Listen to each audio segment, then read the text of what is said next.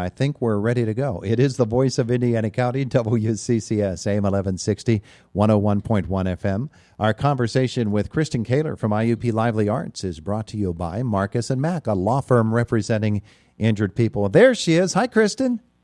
Hi, Todd. How are you? I'm wonderful. It's good to talk with you again. It's been a while. It has been a while, hasn't it? Yeah, it has. You're working from home, are you? I am. I was saying that my commute with my fuzzy slippers down the hallway is very taxing. I'm grateful I can work from home.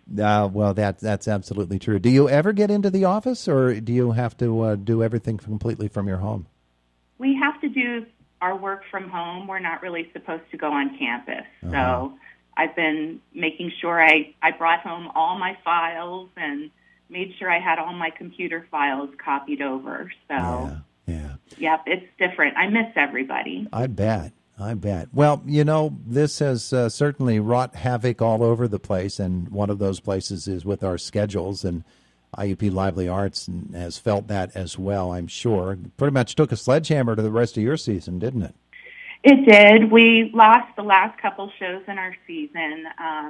It was very disappointing because, one of those was one of our Broadway shows for the year, Finding Neverland. And that was one of the shows I was most excited about for this season. So very disappointing. And, that was also one of the shows that we were highlighting one of our sponsors for this year, the Hilton Garden Inn at at IUP. Yeah. So they were sponsoring that show. So the fact that we couldn't do it and we couldn't highlight what great sponsors they are was really disappointing to me. Yeah, and if I could make a shout out for them, sure. I've been following their Facebook page, and it looks like they still have their C.H. Fields Craft Kitchen open and are doing takeout and online orders for that. So I can tell you the food's delicious. I've eaten there several times. So if there's any way that you could support people who support the arts, I'd say please try to get a meal at C.H. Field's Craft Kitchen sometime. Get the Reuben. The Reuben is fantastic. Oh, is the Reuben your favorite? I haven't had one bad meal there. No, absolutely not. I think you're safe. So with the Lively Arts season and those events canceled, of course, you're at the same time trying to put together a schedule for next year. That has to be rather difficult for you as well, doesn't it? It is. We're looking at some different ways that we can go about this. One of the things that we're looking at is possibly starting our season a little later in the fall, just to give people more time to, feel more comfortable getting together in bigger groups. And, if we're even allowed to, obviously we're going to have to follow the protocols and policies set forth by Senior University Administration and Governor Wolf. But, we're hopeful that we'll be past this, that we've been flattening the curve. So, I'm hopeful that we'll be up and running. But, as we did with our two shows that were canceled, it would be my anticipation we would do the same thing if there was a flare-up, that there would either be refunds and or rescheduling of the shows. So, and again, that's fluid as well, because I've heard that, of course, the people that are the artists on the other side are having to try to figure out how to handle this themselves because, everybody put some money forward to get shows going. So, we want whatever happens to be fair to everybody. So. Yeah. One of the things that suffers in this is your ability to actually go to the showcases and see some of the performers do some things that might entice you to say, hey, that's somebody that really would fit into the Lively Arts schedule. Can't do that in person as you might have in the past, but you still have online resources for that, yes? Oh, sure. And, with my previous job, I didn't have travel money, so I wasn't able to go to showcases. So I'm used to booking a season with looking at videos online. It's a little bit more hair-raising that you don't get to see it in person, but it can still be done, and you can still find wonderful shows out there. And a lot you go on, comments from other presenters and people on our committee who make suggestions for shows they've seen, and people out in the community and campus. Yeah, so there is a way to get it done. It's just Oh, not the same as definitely. always. Right, right. Yeah. So, thinking about some of the things that IUP Lively Arts does, of course, you do attract shows large from Broadway and smaller from other performers across the whole entertainment spectrum. But a lot of the shows that you do with Lively Arts originate right there on campus, and they're not great big productions. Frequently, they just feature IUP musicians or performers of one sort or another, actors and actresses, and so those things, they're subject to all of this as well, but I would think that that gives you a little bit of flexibility in scheduling too, doesn't it? Well, it's such a complicated process. We're getting ready to have a scheduling meeting for the fall later this week on Thursday afternoon. That we're all going to do a Zoom meeting, so people from theater, dance, music, myself, our Fisher Auditorium director, tech director, we're all getting together and talking about what we hope we'll see in the fall. Yeah. Whatever happens may be something different, but, one of the things that I'm really, really proud of is being a part of such a wonderful, caring, and creative community at IUP, both in the College of Fine Arts and the university as a whole. So the arts are, even now, even in lockdown, are still remaining active and healthy. They're finding new ways to do it. So, if you allow me just a couple minutes here to go through Sure. some of the things that people can look into. Sure.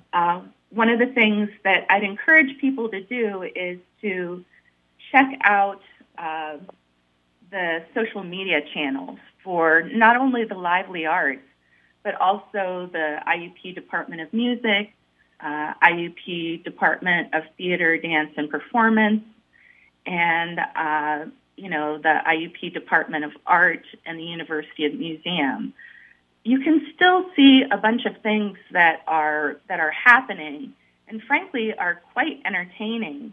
And I'll highlight on just a couple just to give you an idea. Mm-hmm. Of course, since the university, the students are not on campus. I think there are some that are university students that are international students that might still be on campus. But in general, the vast, vast majority of students are not at IUP right now. They're at home. But so we have these very creative faculty and students who they put all of their teaching online and all of their learning online. And for a Department of Fine Arts, that presents its own challenges.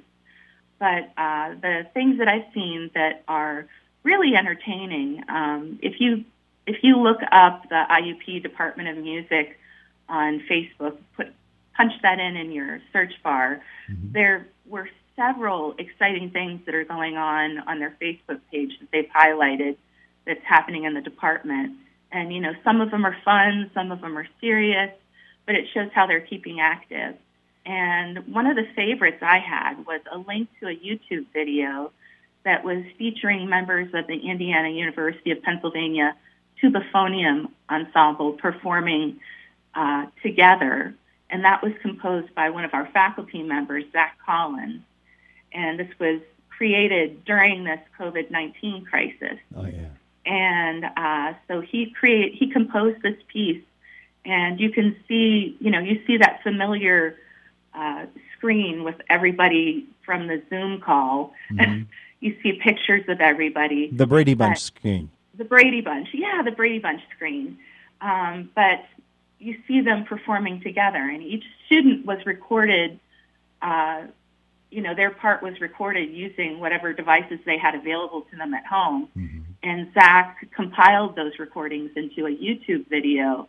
And I tell you what, that was just a beautiful, beautiful song. So I think in the midst of these challenges, you've got these wonderful creative faculty members and students who are feeling the need to express themselves and share. And I also heard that Zach is putting together a compilation video of some of the best highlights from the concerts from 2019-20. So that's something to stay tuned for if the community missed out on any of the concerts that they did have this year. Yeah, that's nice. Those are just a couple things that are just highlights. There's a ton of other things happening in the Department of Music. Joe Banach just makes me howl every time I see his clips on YouTube. But, you have these faculty members that are approaching everything with good humor and grace. I see. Now you've got us all curious about Joe. Well, he's very funny. I knew he was a talented guy, but he's got a great sense of humor. So you'll have to go to the page to click on one of his links to see what he's doing. But very comforting, very funny. And for the Department of Theater, Dance, and Performance, I wanted to highlight a couple other stories of things going on. Okay. I'd like to send my thanks out to Kim Lorette. I hope I'm pronouncing her name correctly, but she's the department's professional costume shop technician, and she's actually creating face masks for IUP workers who have a critical work that's keeping them on campus. Yeah, she was our hometown hero salute yesterday, as a matter of fact. Oh, was she? Yeah. Well, she certainly is a hero, but she's been making masks out of fabric from IUP's costume studio. So thank you, Kim, for that. And she definitely is one of the hometown heroes. And I also was emailing back and forth with Holly Boda Sutton, one of the faculty members. She's a dance faculty member, yesterday.